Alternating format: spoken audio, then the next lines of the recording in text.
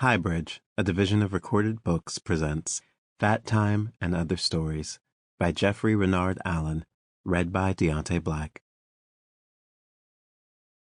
Blessings, blessings, yeah. I see elephant tusk on the bow of a sailing lady, docked on the Ivory Coast, Mercedes in a row winding down the road. I hope my black skin don't dirt this white tuxedo before the Basquiat show. And if so, well, fuck it. Fuck it. Because this water drowned my family. This water mixed my blood.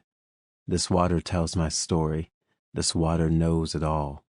Go ahead and spill some champagne in the water. Go ahead and watch the sun blaze on the waves of the ocean. Frank Ocean on Jay-Z's Oceans. Part 1. Water Brought Us.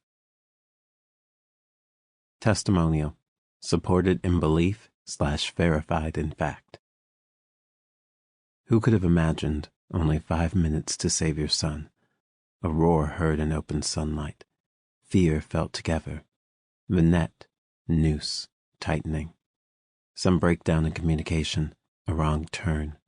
Life a warning. God no guarantee. Move now at breakneck speed. Many places to hide, and none.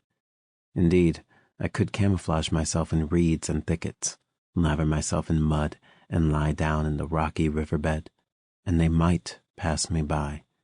But even if I could disappear, no hiding place for my son.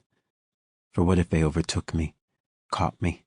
In such circumstance, his fate linked to mine, trapped. So I slicked down his body with water. Hurry up, hurry up. From the oily stream where we greased our guns, secured a breathing mask to his tiny face, still pale in color and sun-deprived from the fresh womb, enough concentrated oxygen to keep him alive a half a day or more. Then I tethered a cow to a tree so that it would not pull away once the painful work began. I started to ease my son into the cow's anus with 2 hands, a lot like the way we loaded a long shell into one of the big guns.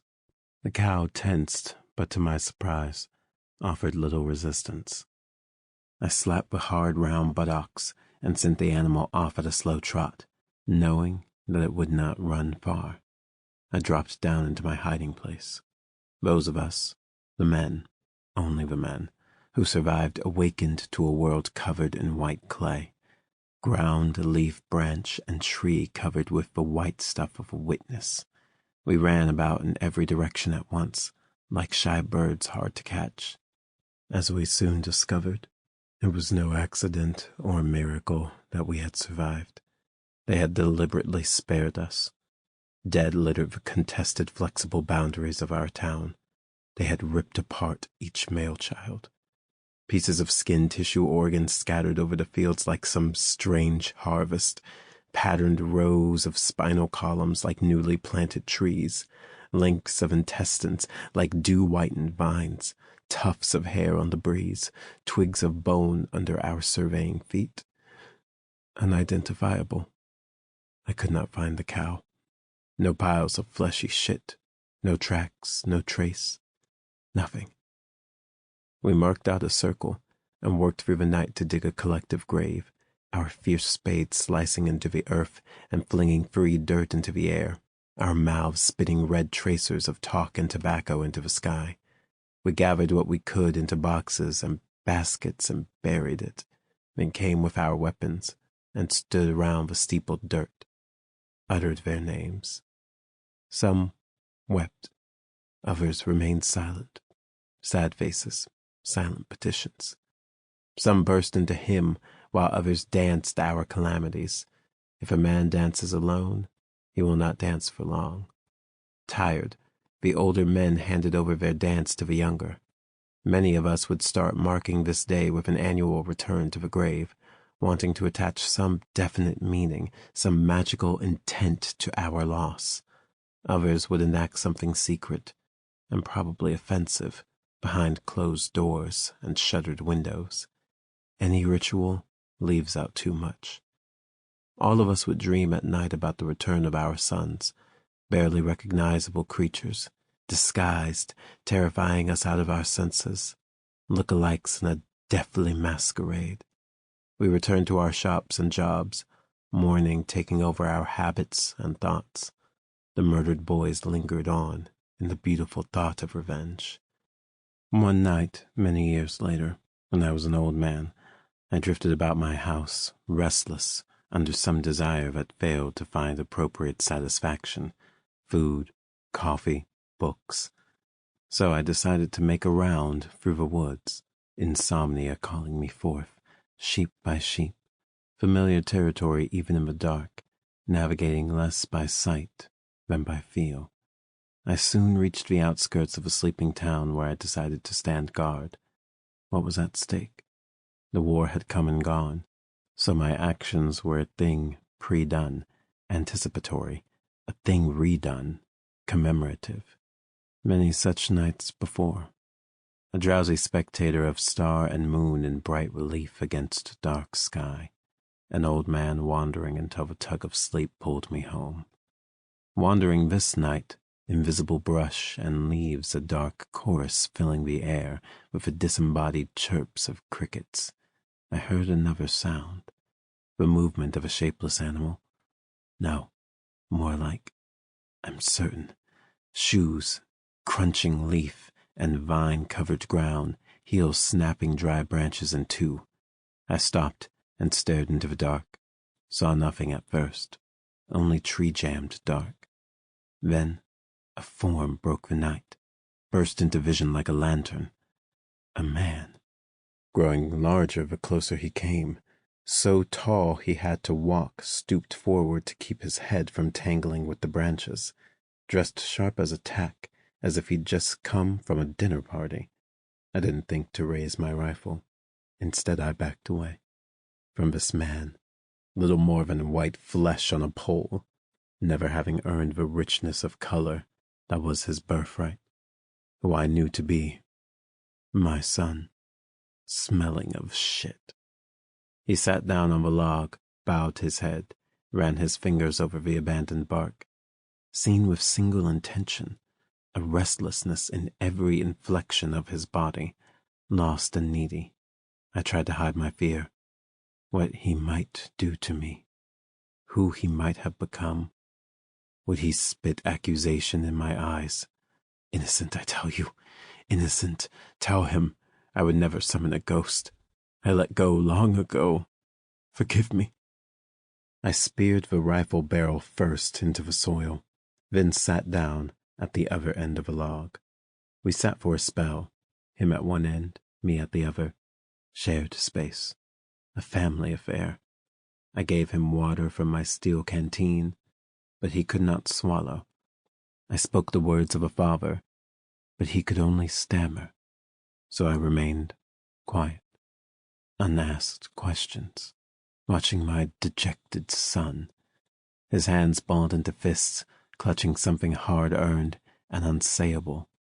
I took his shoulders into my hands, though I was afraid of his skin, afraid for him, too. What would the others make of his return?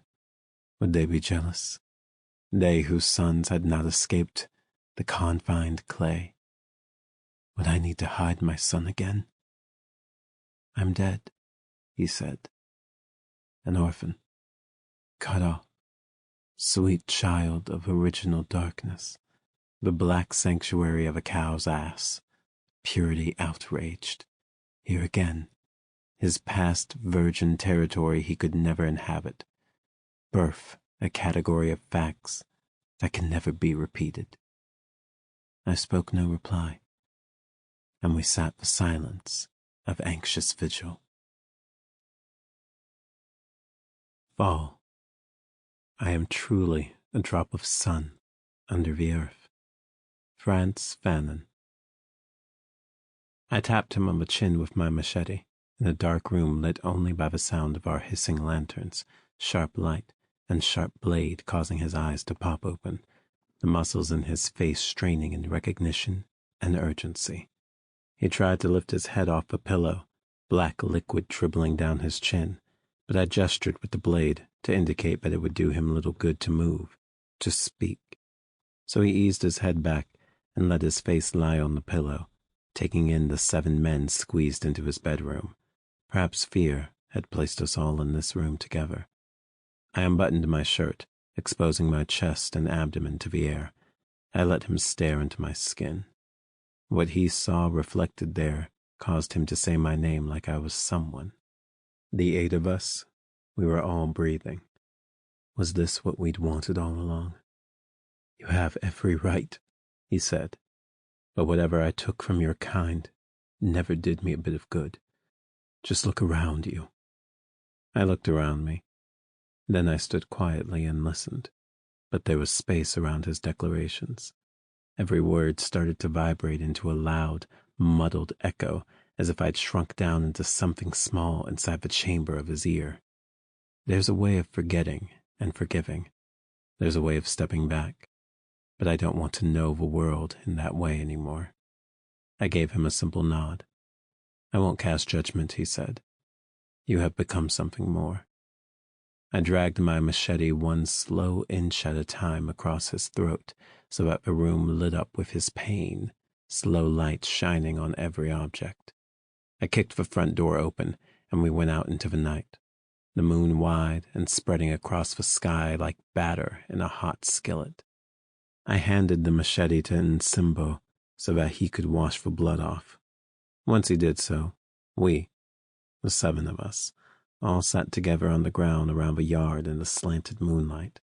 We spoke quietly, inconsequential chatter, our bodies close, merging into a single voice, another round of life, sufficient to the day. Just a week ago, I wondered what this moment would be like. In anything's undoing, we might imagine some notion of ourselves, but you cannot know what it will be like for another. I wish I could tell you that the killing started because I reached a tipping point. Another abduction, another disappearance, another maiming, disfigurement, murder, rape. But I cannot. It started because God spoke to me in a dream. I can't think of a night it happened as notable or peculiar, beside my wife in bed as on any other night, thinking. A year since the 4 girls vanished, their clothing abandoned in the deep field of intensified grass surrounding the ruins of the old church. The church had been razed generations ago during the time of our ancestors. So many battles fought. In the heat of combat, our ancestors had suffered and endured many wrongs. Thirsty, I thought water, then found myself sitting under a tree with a cup in my hands so suddenly that I almost dropped it. I took a sip and considered the sky, determined to remain calm. I heard the buzz of a distant sound and saw a sharp light descend through the trees, through all the branches, down to the swollen roots. The light started traveling across the ground toward me until listening took the place of movement. Light pouring inside me, swelling me from within, causing something to whirl out to the edges of my body, light echoing in such a way as to allow me to gaze on multiple extensions of myself. But I reached a limit, could replicate no more, and started to retract, skin snapping, return with such force that I pulled the dark sky close to me, so close that I wet the tip of one finger and touched a star. I sat for a while on my bed feeling around the edges of a dream. Though much was uncertain, for the first time in a long time, I knew exactly what was required of me. But I required something of God in return, that He would keep me through it all to the duration. Now, emboldened by my mission, I told myself, no weapon formed against me shall prosper. Why do men begin crusades that can have only one outcome? Perhaps revolt had flared in many of us from the very beginning, for me and those like me, my brethren Zeru Zeru. The world has always been dangerous. The blacks hunt us for our body parts and our fluids and remake themselves from us, breathe light and air through us, the Zeru Zeru, albinos, a select people, desired, buked, and scorned, under attack, new bruises rising upon the old bruises. What the blacks don't know, mourning allows our lives to pass more slowly than they should. Tears release latent poisons, and in so doing, protect and replenish the skin in our life, lived in darkness, constantly on guard. Outcasts, we must touch everything before the sun comes up. Wait for the black beyond the windows before we go outdoors into the dull facts of evening. Mothers and wives and daughters busy with their fires and pots, sweeping yards, hanging heavy wash on lines, gathering wood, honest muscle work through the night hours. The blacks claim that we are weightless, skinny and frail and weak, they say. No strength, no energy, they say. People who tire easily in this life without sun. But they have not heard our voices pouring out of doors and windows and air thick with a haze of charcoal heat and the smells of slow-cooked stews. Each evening this fit of beginnings, a bite to eat, a mouthful of bread, a meal to rush through. The night after the dream, I was just outside the village working our slender plots without feeling time at all, no more alone than usual. I could see the windows of our village glinting gold in the distance, and the flash of metal here and there. Something long forgotten but familiar seemed to hover over the uneven roofs. Then my wife, Filiata, was standing there with me, her hand touching my arm, slender in her dress and her feet stuck in a pair of plush pink slippers with fake pink fur that I had given her for Christmas a few months earlier. She always conducted herself like a woman of means. Each day she wore a different dress with a metal or leather or bone complement in a necklace, earrings, bracelet, and anklet, and with rings on all her fingers. She placed a kanga on the ground and smoothed it into a square, then laid out an assortment of food. I sat down and she took her place across from me. She said something to me, then bowed forward, her small head with its small sculpted braids, as if from the weight of the words, preparing a bowl of porridge for me, with sugar mixed thick and pieces of ripe bananas sticking out like thumbs. We sat across from each other eating in silence in the moonlit stained air. I still couldn't shake off the dream, but I could feel Feliata's awareness of it. What would I say? My silence always worried her. She would sometimes ask me what I was thinking, and look me full in the face and wait for an answer.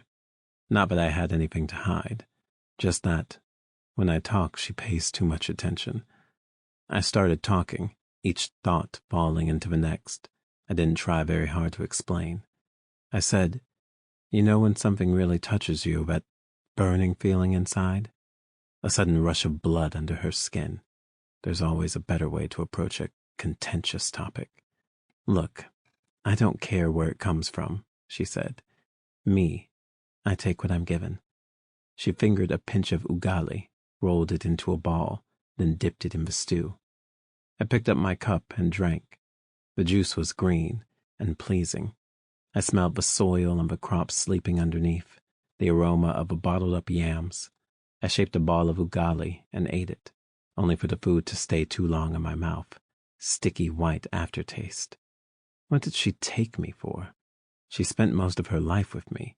Had I not always carefully pondered my actions? I'm not right, not perfect, not well. Who among us is? We are hunted, forced to live in darkness. How can one not be a little crazy or crippled? I expressed my dissatisfaction, wife or not. She stuck out her red tongue. "What do you see there?" she asked. Then she took my words apart, took everything I had said apart, every sentence broken, couldn't restrain herself. I bent forward to listen more closely, trying to turn my anger under. No single feeling escaped the whole. Feliata edged thin and delicate toward me, all the pores in her face distinct. "Beloved," she said, "don't hate me." I finished my meal, put my empty plate down, and continued to sit and let my heavy bones breathe the black air. Feliata called out to me, standing now in the symmetrically aligned field, tool in hand, each muscle ready to swell, each bone ready to bend. These dry hours of work. A shovelful of earth, a handful of seed, cleaves and cut places, a shovel or rake in every movement, breaking earth, big clouds of black dirt flopping about. "This is shitty work," Veliata said. I touched her and felt her hard flesh start to loosen up. Tempted now, all my old thinking still underneath, my mind wanting to return to the me before the dream, before his hand had reached out and touched me. Why had God decided to entrust this important task to me? Perhaps because, so far as our children were concerned, Veliata and I had been more fortunate than many, illness rather than murder claiming 3 of our offspring before any of them were old enough to walk. The first baby drowned in a splash of milk. The second went with sunlight leaking from his wounds, and the third one passed away with explosions of sky in her eyes. Lives never to be. We mourned just long enough, as we all do, every day. The land is overwhelming and unapologetic. Our forearms hurt, our backs, legs. Still, I need to be in it, for the labor feels like a way of reaching back, a way of reminding myself where I'm not, where I could be. We were sweating, breathless, the air traveling in and out. We worked until our strength thinned out. Veliata gathered up the pots and pans into a neat bundle. She jutted her chin at me, and I gathered up the tools. Then I took her hand in mine, and we started back for our house, her way of walking. He chose the old rattan armchair for himself and offered me to take one of the other chairs. He said all the proper things one is supposed to say to an elder. "Uncle, please place your feet on my back," then sat docile and polite and waited for me to speak. The silence fit the distance of his life from mine. 2 decades ago, his parents had managed to hide him beneath a cabbage before their attackers drew down on them, me and the others safe in high grass, listening to them repeat the noise of their fear. Now, the color red in the palms of my hands was calling for blood. I had thought myself there, at Nasembo's, had grown sure of my plan, Nasembo the one person I knew I needed to set that plan in motion. He was anchored.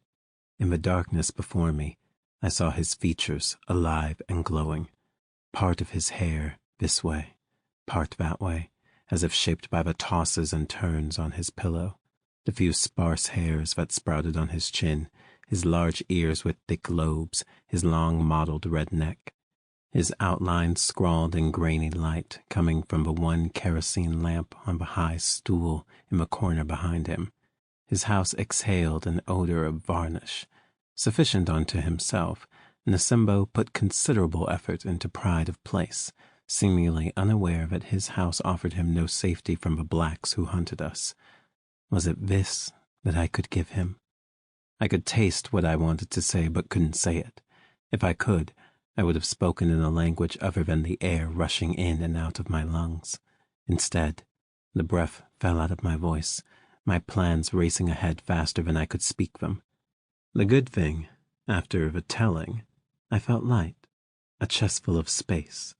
Then I noticed that Nasembo was still looking at me, his gaze black and steady, awed and astonished. Had I said too much? He brushed something off the knee of his pants, one leg, then the other. With his forearms resting on the chair, he turned his head and torso about looking for something, fetched a bottle, and held it out to me. I shook my head. "I'm sorry, Uncle, but it's all I have." "No worries," I said. He took some for himself, held the open bottle of soda to his lips. I should not have looked more closely, but I did. The orange stain on his mouth, more that made me sick for my own. He took another sip, then just held the bottle, as if he didn't know it was there. "Uncle," he said, "I appreciate your faith in me, but who am I to decide?" I slid my foot into a patch of light. "But don't you see how it would be, you with me?" I asked. Iron sharpens iron. He eased back into his chair, his long body softening the stretch of his posture. The dark was changing. Still, I saw in his bright eyes and the clench of his jaw that he was willing to join me even if I was wrong. But I needed him to have a hand in choosing, needed to hear him say the words. The violence began its shape as silence, and continued as silence that hollowed into us for a while, time spilling out in all directions. We concerted a plan. Nasimbo would prepare a dinner the next day in the clearing for the twins Henry and Hark, and others who were the most likely to join us. I did not wait to hear anything else, but turned away from the house with the noise of my own breath as a guide home. The next time he sees me, I thought, no part of the self that he knows will remain. The following evening, I passed the long backs of men and women in the fields, Diontae among them, and set down a back road of my youth. Kikwete and I walked this path more than 3 decades ago. We had found ourselves standing side by side, watching the elders collect our foreskins off the ground, watching them rinse the blood off, then place them in a basket to take to market. The blacks say that the skin has a sweet taste. Then Kikwete moved off into the deep branches and leaves, and I followed him, trees crossing the air 100 feet above us. We found our way through exhausted space to the clearing. He eased himself onto the ground, and I did the same. Distance between us. How much space do we take up? The elders had prepared a salve to dull the pain in our groins, but our members still felt like they were on fire, so we sat on the ground, fanning ourselves, time rushing around us. These motherfuckers just like to cut people, Kikwete said. Some foul shit. Did you see the way that one fat bastard was laughing? I saw him. Kikwete's chest heaved with a restlessness of breath, as though the air itself were suffocating him. Damn, he said. His features shriveled up in pain, and some unseen weight threw his head back, face pointed at the sky. Then the misery of it all clouded the space around me. No words left. So we stayed. 2 huddled bodies, the ground beneath us, the only sound, crickets counting the seconds, and winds leaking through the trees. Here's something you won't believe, he said. What is it? I heard a flutter of wings above. I'm going to give my life to the church, he said. Okay, but why would anybody want to do that? No good reason, he said. It's just that I think my season is upon me. He puked on the grass.